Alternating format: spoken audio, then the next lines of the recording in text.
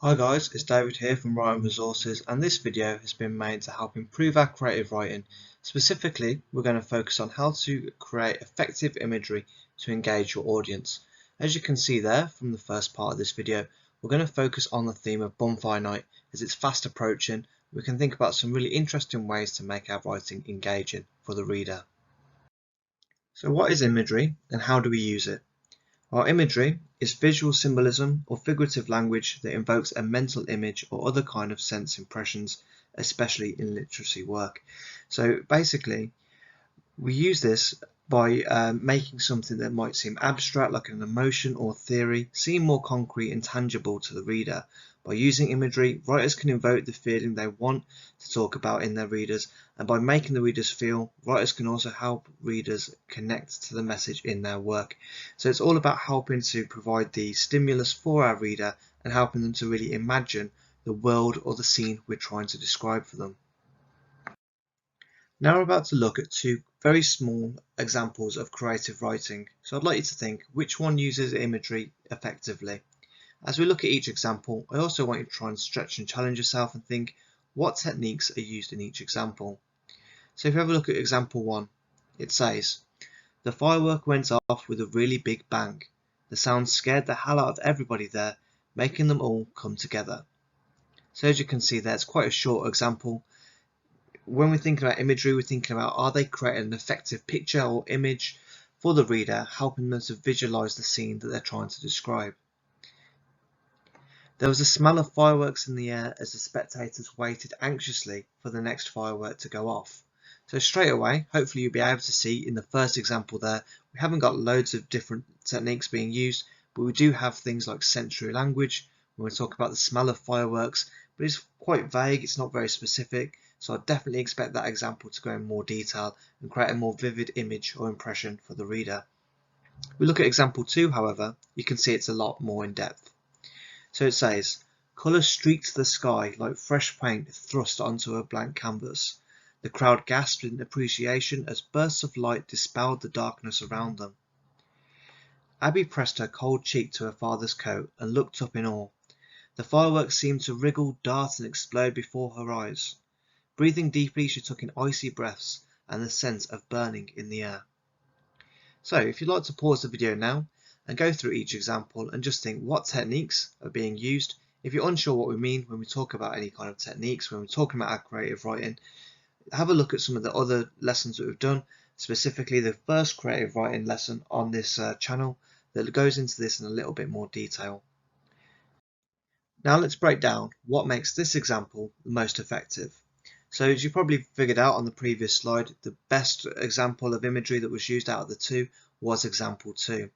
So when we actually look at this one, we can see there are a lot of different techniques that help the writing come to life. So rather than saying just very simply that a firework goes off in the sky, we've got this wonderful start here saying colour streak the sky like fresh paint thrust onto a blank canvas. And if you're not sure about what technique we've got there, we're going to have simile, because it's using the word like, and it is creating some really effective imagery because it's getting us to think about a painting rather than thinking about just a firework instead. The crowd gasped in appreciation. So this is actually using a really good technique.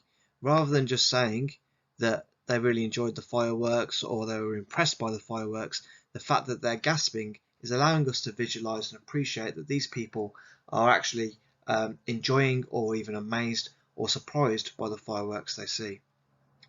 So a burst of light dispelled the darkness around them. So again, rather than saying that there's a lot of light in the air or a lot of colour, we've got this wonderful bit of description here that makes it seem a little bit more interesting and forces the reader to really think about what is being described there. Now we look at the second paragraph, so it's actually a shift in focus. It's no longer just focusing on the fireworks, but it's also introduced two characters here, Abby and her father. So Abby pressed her cold cheek to her father's coat and looked up in awe. The fireworks seemed to wriggle, dart and explode before her eyes. Now this is something that I really like, the wriggle, dart and explode. So if you're not sure what technique that is, it is a group of three. It's three interesting words that are used to describe the motion or the action, of the fireworks as they're going off around them. So wriggle, dart and explode. And I think that really captures fantastic imagery to help describe what fireworks look like. If we think about how they normally seem, they do seem to go all over the place a little bit. They do wriggle, they do dart, and they certainly do explode as well. Breathing deeply, she took in icy breaths as the scent of burning in the air. So there again, engaging the senses, very similar to the previous one, but we can see there that the amount of imagery that's been created is much more effective. Writing challenge. Look at the images on the right hand side and select one of these to use for a stimulus for your own writing. When you've actually chosen which picture you'd like to focus on for your own example, try and create a mind map to help plan your response. Now, a lot of people really don't like to plan their creative writing, but I can't stress enough how important this is. You've got to think about what you're going to include in each paragraph, all of the techniques, the kind of language you're going to use, and also the sentence structure as well. So there's a lot of different elements that you need to consider when planning your creative writing. So it's a good idea just to get a few ideas down at the very least, just to help you with that process. Have a look at the writing challenge, go through the tasks and see if they can help you to write your response. You can see there in the top right hand corner that this is going to be just a 250 word writing challenge. So that should be enough for you to just practice some of the skills that we've looked at in this video. So the first challenge, write a description or opening of a story based on your image. So again, the images that we looked at on the previous slide.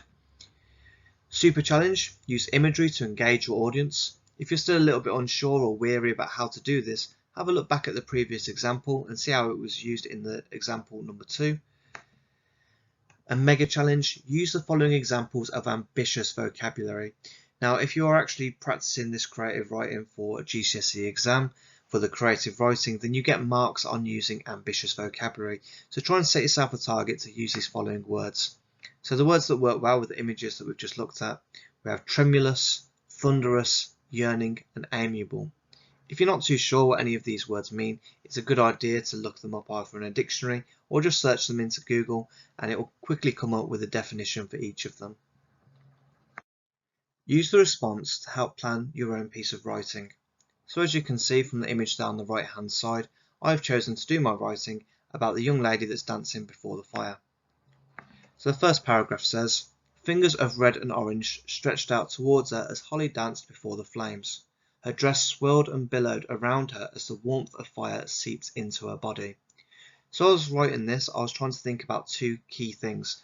First of all, if you're going to write quite a large piece of creative writing and you've got an image like this, there are a few words that you're going to use time and time again that you want to try to avoid so it doesn't sound too repetitive. So the word I was trying to avoid to use was actually the word fire. So instead of saying fire, I've used the personification of fingers of red and orange stretched out towards Holly. So instead that's making it actually seem alive, like it's something real that's within reaching grasp of the character, rather than just saying the fire was there or the fire was near the lady or something like that. Next paragraph. An amiable smile spread over Tom's face. The glow of Holly outshone the brightness of the fire and consumed his attention. A sudden yearning gripped him like a vice. He wanted nothing more than to stay in this moment forever. So as you can see from the example there, I've tried to use a few of the ambitious vocabulary on the previous slide, and I've also tried to create an image and real imaginative imagery to help capture the audience's attention and to help them really visualize the scene that I'm trying to describe.